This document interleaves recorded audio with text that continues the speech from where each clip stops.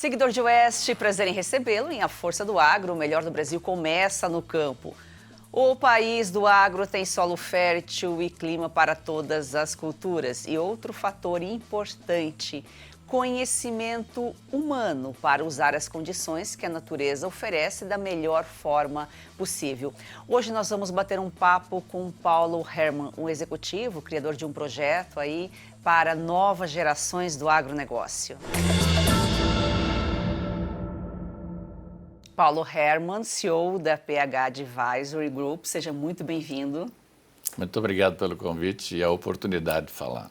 Bom, Paulo, mais de 40 anos de trabalho, uma carreira sólida, tendo ocupado importantes posições de liderança em empresas globais. Paulo Hermann é um nome influente no agro.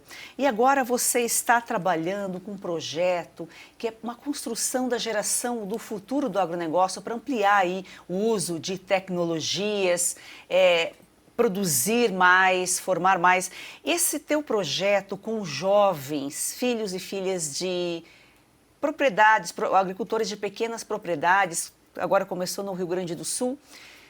Fala para nós como que funciona esse projeto. Você vai formar esses jovens, eles vão ter uma experiência em outro país para depois voltar para casa e colocar em prática essa experiência adquirida. Olha, Joyce, essa é uma questão importante.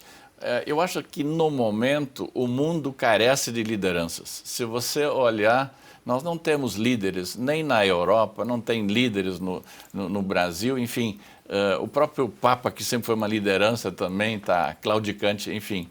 Então, nós precisamos trabalhar na formação de lideranças. Acho que isso é muito importante, principalmente no agro brasileiro, que tem essa exposição internacional, né? Nós somos um agro que tem um objetivo não só de produzir alimentos para alimentar o povo brasileiro, mas também para fazer a exportação do excedente. Para isso, nós precisamos de jovens que tenham entendimento do mundo, como é que funciona esse mundo global, como é que se comunica nesse mundo global. E esse é o objetivo do programa, identificar jovens que venham de pequenas propriedades que podem ser extremamente importantes. Eu sempre falo que a pequena propriedade não está fadada ao insucesso. Ela está fadada quando ela é tratada como propriedade familiar coitadinha. Agora, a pequena propriedade que produz coisas de valor agregado, ela é fantástica. Então, a gente tem que dividir entre a grande propriedade que produz commodities, como soja, por exemplo, que aí o nome do jogo é escala, é volume, senão você não sobrevive, e a pequena propriedade que tem que produzir, né, coisas com maior valor agregado, como flores, como plantas medicinais, enfim, tantas coisas que ainda nós importamos no Brasil.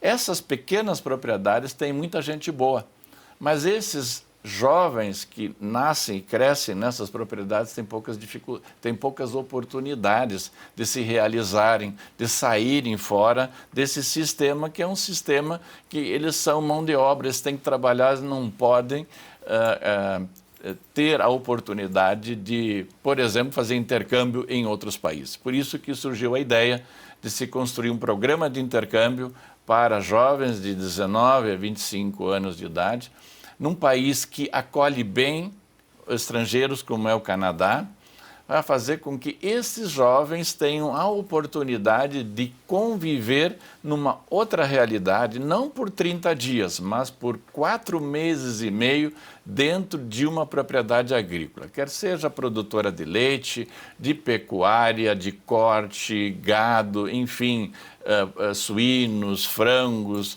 grãos, né? Vamos buscar compatibilizar a atividade do jovem no Brasil com aquela que ele vai encontrar no Canadá.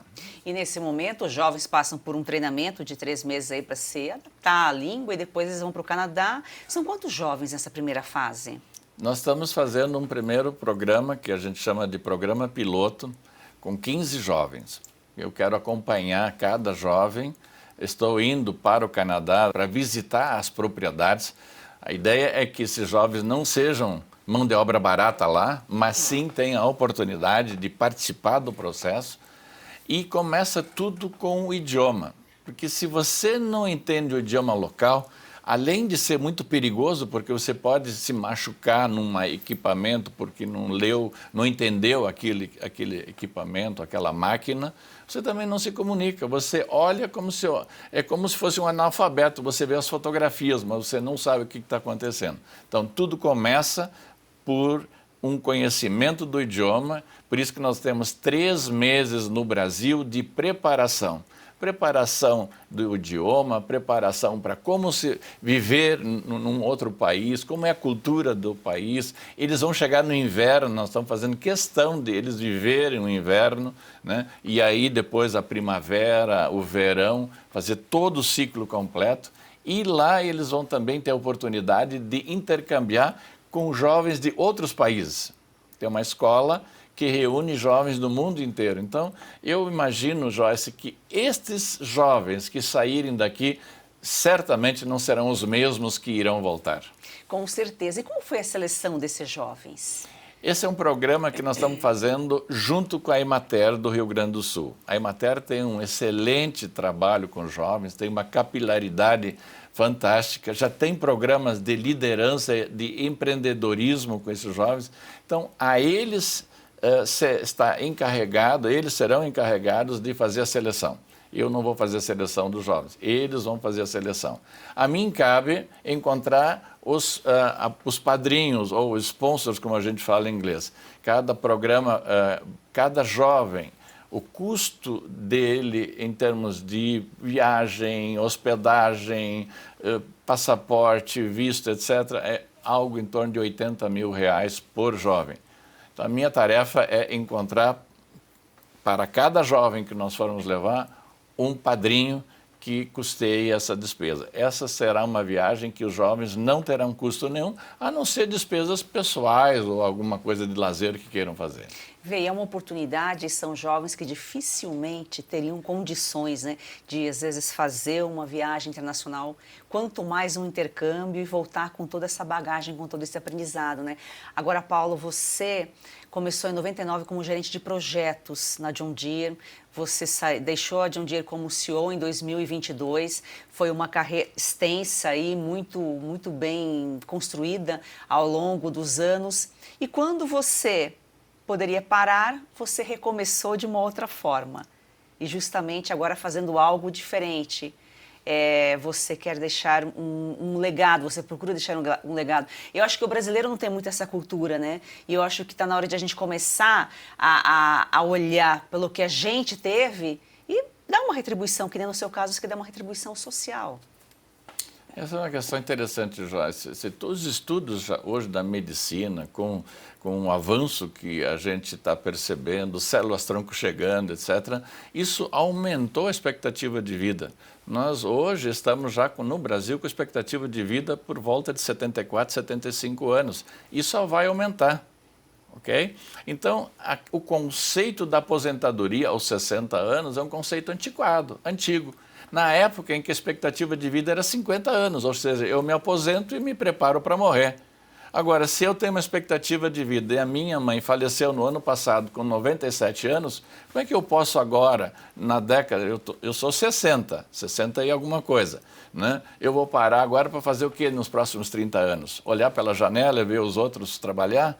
Então, esse país não merece esse tipo de atitude. Nós precisamos, sim, nos engajar, compartilhar as experiências. Eu vivi 40 anos, Joyce, muito ativos, viagens internacionais, programas, cursos, seminários, simpósios. E aí eu vou levar para o túmulo isso aí? Não, eu tenho que compartilhar, tem que influenciar outros jovens. Os jovens hoje estão ávidos, eles querem referências. Quais são as referências? Né? O cara que chegou aos 60 anos e decidiu que não vai fazer mais nada, isso não gera referência.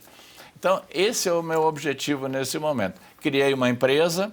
Nessa empresa, nós já temos hoje mais de 15 profissionais, advogados, engenheiros, né, pessoas da área financeira, marketing, produto, manufatura, enfim, no sentido de ser um acolhimento, oferecer uma acolhida para quem possa necessitar de uma orientação do nosso trabalho. Nós vamos a um rápido intervalo e já voltamos. Olha só, dica importante para você que sofre com dores crônicas no corpo, tem artrite, artrose, reumatismo, fibromialgia, inflamação ou desgaste nas articulações. Provavelmente está cansado de sentir dores. Quer aproveitar melhor a vida sem dores? Preste atenção neste recado. Eu tenho uma vida muito corrida. Do cinema para o teatro, dos shows para os estúdios. Algum tempo atrás comecei a me sentir muito cansada. Primeiro achei que era só um mal-estar. Depois vieram dores nas costas, nos braços, nas pernas. Eu estava assistindo televisão e um comercial me chamou a atenção. Era sobre um produto 100% natural. Passei a tomar o Ora Pronobis da Vitae Gold antes das refeições. Logo nos primeiros dias eu senti diferença. Aquele peso nas pernas, nos braços, foi aliviando totalmente. Hoje a minha concentração e energia aumentaram 100%. Viram só? E não é só a Lucinha. Tem telespectadores nossos, Renata, que mandam mensagens relatando melhora já nos primeiros dias. E você aí, quer ter esse auxílio poderoso contra as dores no corpo?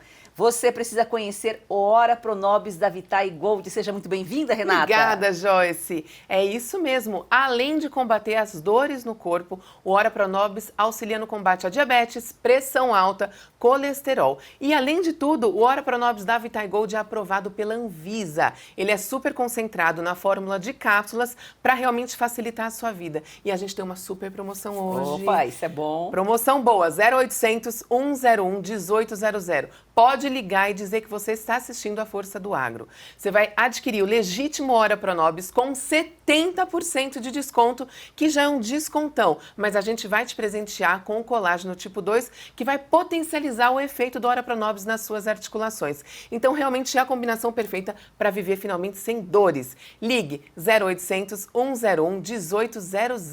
Ora Pronobis da Vitae Gold vai livrar realmente você das dores. Ligue agora. É daquele banco. Peraí, a proposta parece boa. Ah, é? Então pergunta para ela se você pode participar das decisões do banco. Moça! E pergunta se o lucro do banco retorna para você no final do ano. E pergunta também se no banco o seu contato é direto com o gerente. Só um minutinho. Coopera, né, Mário Jorge? A Cocred tem tudo que um banco tem, mas com taxas mais justas e uma forma mais sustentável de atuar. Mais um que tem conta na Cocred. Heloísa, quando vem para a escola, é uma alegria. Quando a criança ela resplandece nela esse desejo de ir longe no estudo, é porque o apoio pedagógico da escola é muito bom. Hoje eu sonho e sei que pode virar realidade. A Escola Professora Olindina Roriz Dantas é um projeto criado pela Agrodan, a maior produtora e exportadora de mangas do Brasil. Doce e sem fiapos, muito valorizada na Europa, está na hora de o brasileiro conhecer essa delícia. Kate, a manga para comer de colher. Da Agrodan para você, qualidade e sabor inigualáveis. Compre Kate, a manga para comer de colher e ajude uma criança. É o agro transformando vidas.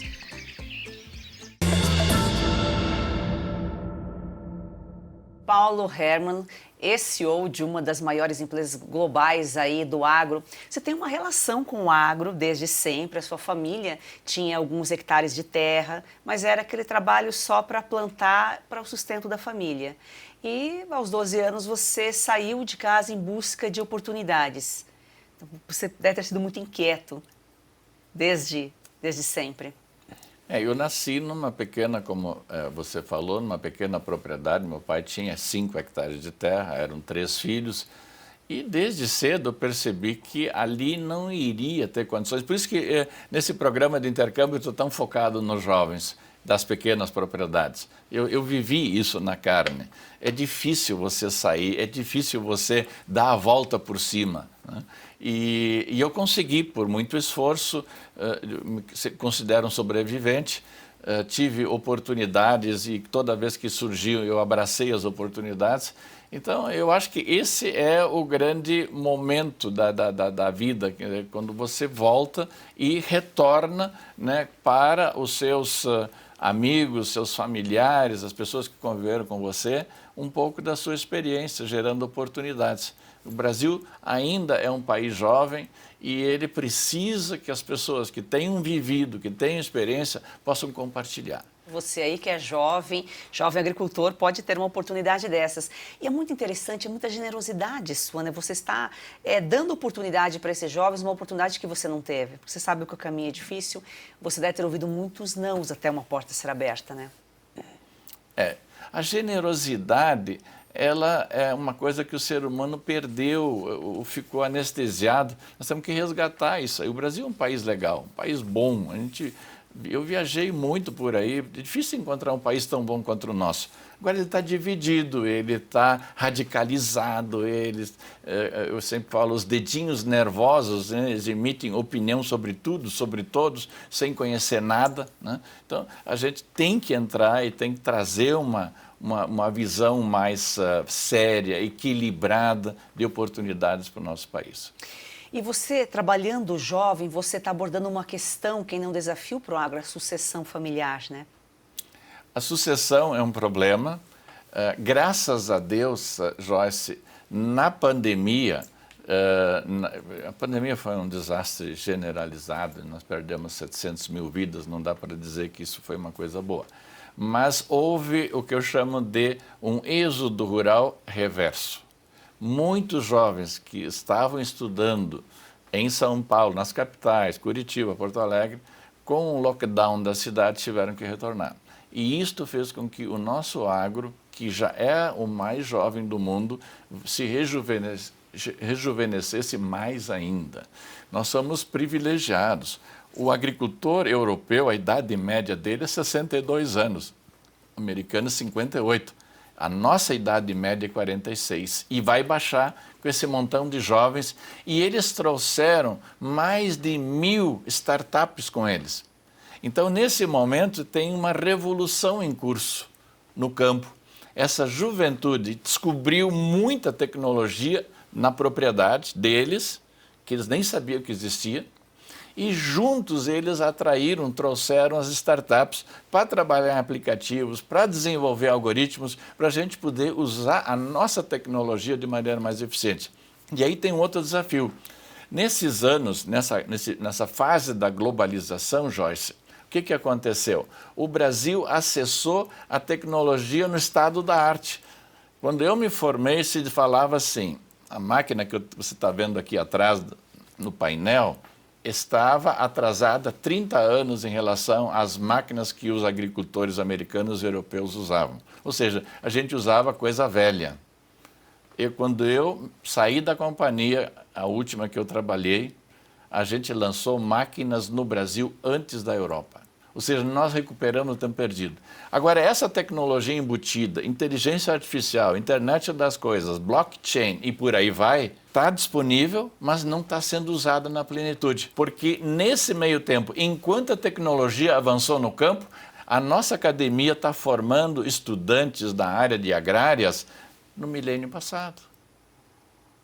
Não está ainda sintonizada com o mundo global que acessa tecnologias em tempo real. Então esse é o grande desafio e os jovens vão fazer esse trabalho de diminuir esse gap que tem entre a tecnologia disponível e a tecnologia aproveitada. Ninguém usa uma máquina agrícola como essa que eu estou vendo aqui atrás, mais de 50%, 60% do potencial dela. Então eu preciso de jovens, mais aplicativos, mais gente, mais startup, para a gente melhorar a eficiência do uso da tecnologia que já está disponível no campo. Veja só quanto nós podemos crescer e desenvolver ainda, né? Falta conhecimento. A academia e o campo, eles caminham juntos, mas você acabou de colocar aqui que a academia, às vezes, em algumas situações, fica atrasada. Talvez algum estudo, alguma pesquisa em relação ao solo, em relação às sementes, a academia esteja mais evoluída, mas em relação à tecnologia, talvez o campo, porque é quem faz, né? O homem do campo é quem está ali, que entende a necessidade, que demanda o esforço que precisa para poder colher, para poder plantar. Esse é um ponto interessante. Se você olhar a performance do agro brasileiro nos últimos 50 anos, é fantástica, né? Nós saímos de 1 tonelada por hectare de grãos lá no final da década de 70 para 4 toneladas de grãos por hectare agora no ano 2020, por aí. Nós crescemos 4 vezes. Isto é tecnologia, isto não é sorte, isso não é porque choveu ou deixou de chover ou porque Deus é brasileiro. Isto é tecnologia. Agora, ela foi muito impulsionada pela iniciativa privada. Se você olhar as nossas universidades federais, principalmente, elas estão imersas dentro de uma discussão muitas vezes ideológica e que está afastada dessa realidade que já acontece no campo. Hoje, uma boa escola de agronomia não tem 50 horas em todo o curso de agricultura de precisão. 50 horas aula de agricultura de precisão seria melhor nem ter, porque não dava nem para entender as principais definições do que se trata. Então, nós temos que urgentemente ou criar novas escolas, existem várias escolas privadas que estão aí buscando oferecer este conhecimento para que a gente possa recuperar o tempo perdido, ou fazer uma grande revolução no sistema, principalmente público, de ensino, que perdeu, né, a conexão com o mundo real.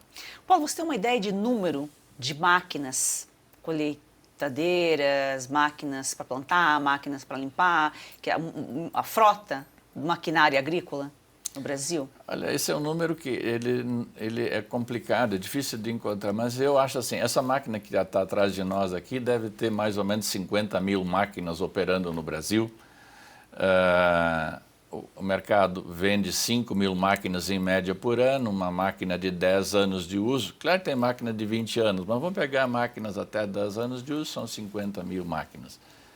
E de tratores, provavelmente nós tenhamos uma frota no campo de 700 a 800 mil tratores. O trator já vende mais, vende 50 mil, 60 mil por ano, depende do ano. 10 anos, 600 mil, aí é por essa ordem, mas tem muito equipamento no campo. É uma frota bem considerável mesmo. No ano de 2022, Joyce, interessante, o Brasil vendeu mais colheitadeiras, que é essa máquina que está atrás de nós, do que os Estados Unidos, que é o campeão mundial em termos de mecanização e tecnologia. Vendeu mais linhas de plantio do que nos Estados Unidos. Vendeu o mesmo número de pulverizadores do que nos Estados Unidos. Então, você mostra que esse agro nosso, ele se modernizou. Nós usamos tecnologias de última geração. Eu já falei das máquinas com inteligência artificial. Hoje, um trator brasileiro tem mais computadores de bordo do que a Apollo 11 que foi para a Lua. Então, nós temos muita tecnologia embutida, nós temos sementes de última geração, tem moléculas químicas de última geração, moderníssimas, mas isto tudo ainda não reverteu em uso efetivo. Falta conectividade, falta conhecimento e, principalmente, Joyce, nós temos que entender uma coisa. O agro tropical é um agro que a gente diz é um agro de sistema. Diferentemente do agro do clima frio, americano, por exemplo, o cidadão lá, o agricultor, ou ele planta uma coisa ou ele planta outra. Ou ele planta soja e aí terminou a soja, acabou porque vem a neve, né? Na Alemanha é assim, na França é assim. Ou ele planta milho. Aqui não. Aqui a gente planta uma cultura, depois planta uma segunda, depois uma terceira. Ou seja, é uma agricultura sem parar. Porque a agricultura é fotossíntese. Fotossíntese é sol. Sol agindo sobre o metabolismo das plantas que faz elas crescerem. Se você tem 12 meses de sol por ano, você pode ter 12 meses de agricultura, coisa que os americanos não podem ter, coisa que os europeus não podem ter, porque eles têm um período de neve e neve não acontece nada. Né? Então, quando você tem esta facilidade que a natureza lhe deu, né, um ambiente, você tem uma tecnologia, que aí é importante, quando eu falo em tecnologia, nós temos que chamar atenção para a Embrapa. A Embrapa é a locomotiva de tudo que aconteceu desde 1970 no Brasil. Temos grandes institutos de pesquisa como o IAC e outros, mas a Embrapa é a locomotiva, a gente não pode esquecer isso. Ela é a grande geradora de conhecimento da agricultura tropical no mundo. Né? Com base nisso e com a tecnologia que as empresas privadas trouxeram, nós demos esse salto de competitividade e que ninguém consegue competir conosco porque nós temos um uso muito grande dos ativos. Ativo terra, ativo máquina, ativo gente, eu uso o ano inteiro. Mesmo ineficientemente, como eu falei. Imagina a hora que nós melhorarmos a eficiência de uso. Exatamente, o agro é gigante. Hoje nós estamos falando sobre um projeto que forma jovens, as novas gerações aí do campo. É o agro transformando vidas. Nós vamos a um rápido intervalo e já voltamos. Você está preocupado com os rumos da economia brasileira? Está de olho na rentabilidade de sua carteira e está pensando se sua poupança em reais amanhã terá o mesmo valor? Então está na hora de diversificar os seus investimentos e começar a investir diretamente no mercado dos Estados Unidos, no mercado imobiliário americano. E você pode fazer isso de uma forma prática, fácil e segura, através da construindoemdólares.com. Uma empresa sediada na Flórida e que assessora brasileiros que querem investir no mercado imobiliário do estado que mais cresce nos Estados Unidos. Um investimento de curto prazo com uma expectativa de retorno de 20% e apenas um ano. Então está na hora de você garantir o seu futuro promissor e em dólares acessando a construindoemdólares.com. Dê uma olhada lá. Bom, nós vamos falar agora do consumo excessivo de açúcar, que já é considerado um mal da atualidade. E esse é um assunto com certeza do seu interesse, porque se você não tem problemas com essa doença, provavelmente alguém muito querido, próximo a você, está passando por alguma dificuldade relacionada a esse mal. No Brasil, 10% da população já desenvolveu a diabetes, ou seja, 1 a cada 10 pessoas já sofre com essa doença. E o Brasil é o 5º país com mais incidência em diabetes e o 2º no mundo em número de mortes por diabetes. Números alarmantes, é verdade. Esses dados são divulgados pela Agência Brasil da pesquisa de 2023.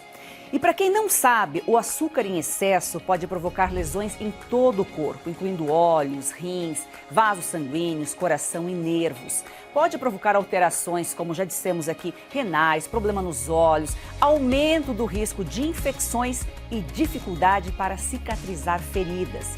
Mas uma boa notícia foi pensando em melhorar a saúde dos brasileiros que a Brasil Vida trouxe o Bem-Glico. No Bem-Glico, você vai encontrar ativos naturais que atuam em conjunto para controlar e prevenir a diabetes. Ativos como pau-tenente, cajueiro, jambolão, berinjela, alcachofra, tudo agro, né? Vitaminas B1, C, D e E, magnésio e picolinato de cromo. Essas substâncias ajudam a controlar de forma natural os níveis de açúcar no sangue. Então, já pega o seu telefone aí e ligue para 0800 552 5200. Adquira agora seu Bem-Glico, que é um suplemento essencial para o organismo no tratamento de diabetes, também obesidade e colesterol alto. Ligue agora mesmo para 0800 552 5200 e peça o seu. Brasil Vida, prazer em cuidar bem. O nosso perfil no Instagram, a Força do Agro.1, deixe lá seu comentário, sugestão de pauta e também faça sua inscrição no canal A Força do Agro no YouTube. Acione o sininho para receber notificações, você vê a íntegra desse e outros programas. Paulo, a parceria John Deere e Embrapa em 2008 começou, ele colocou em prática a expansão do ILPF, né, que é a Integração Lavoura, Pecuária, Floresta.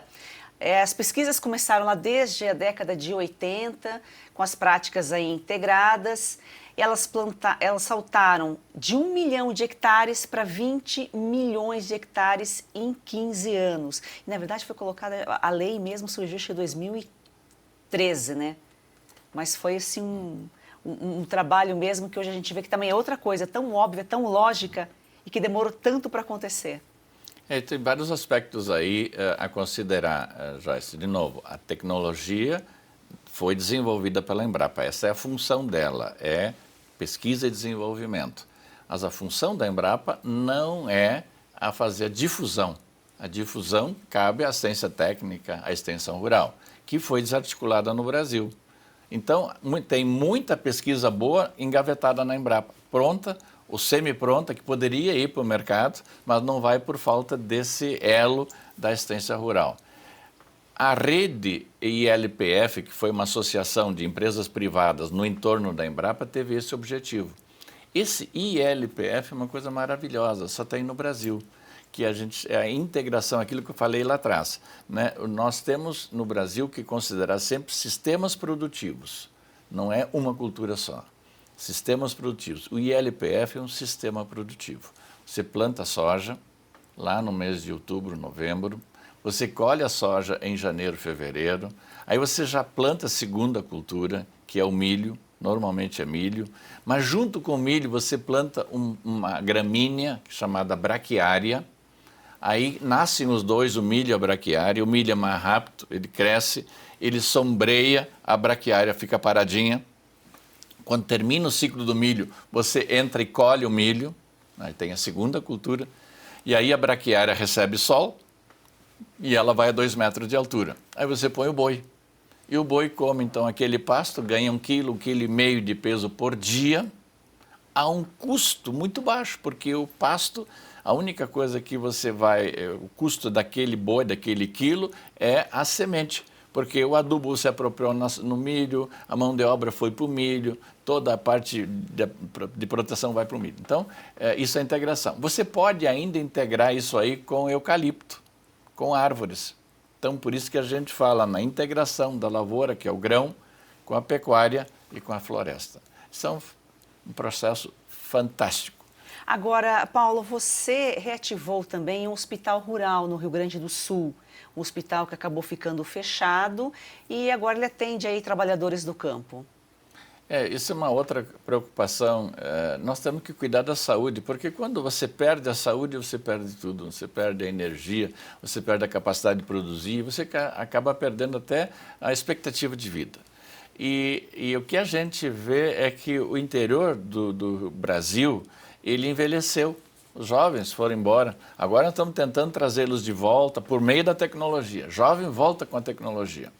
Uma das coisas, Joyce, só para ainda colocar ali, no meu tempo de moleque, que a gente chama no Rio Grande de guri, existia 2 tipos de jovens, o da cidade e o do interior, né? E o do interior sempre estava 6 meses atrasado em relação à moda, né? Quando eu botava a calça boca de sino, já não era mais a moda na cidade, né? Só que essa divisão continua existindo hoje, mas não é mais campo-cidade. A divisão hoje é quem está conectado, quem não está conectado, né?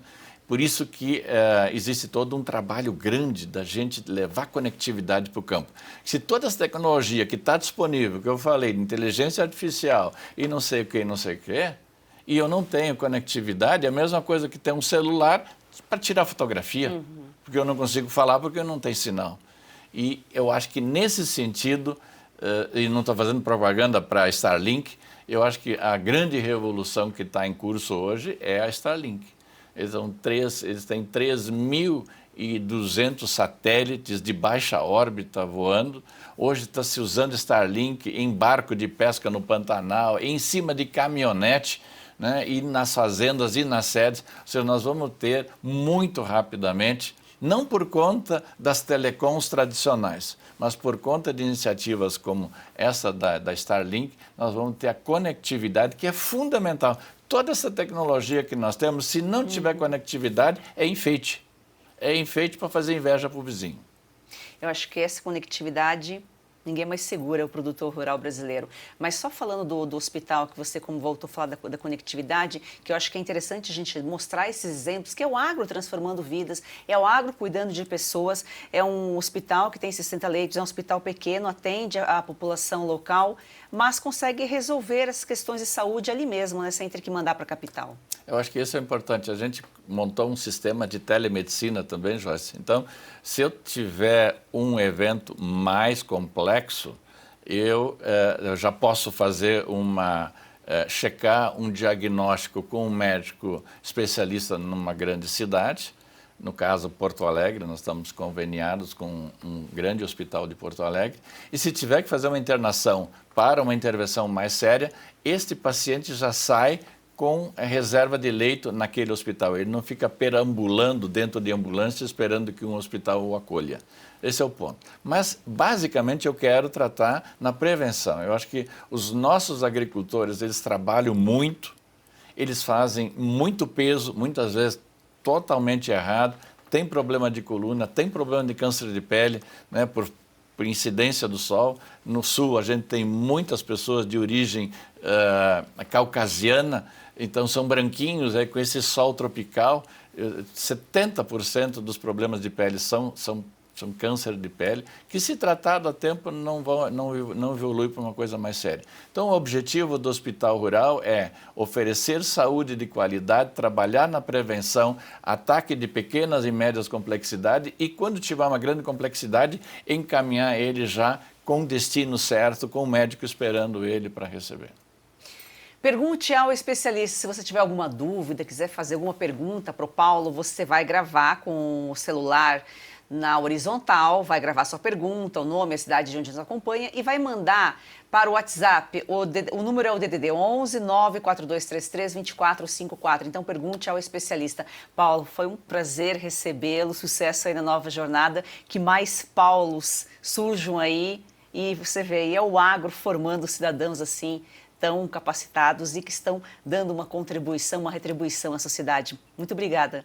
Obrigado, Joyce, pela oportunidade de falar para os teus ouvintes.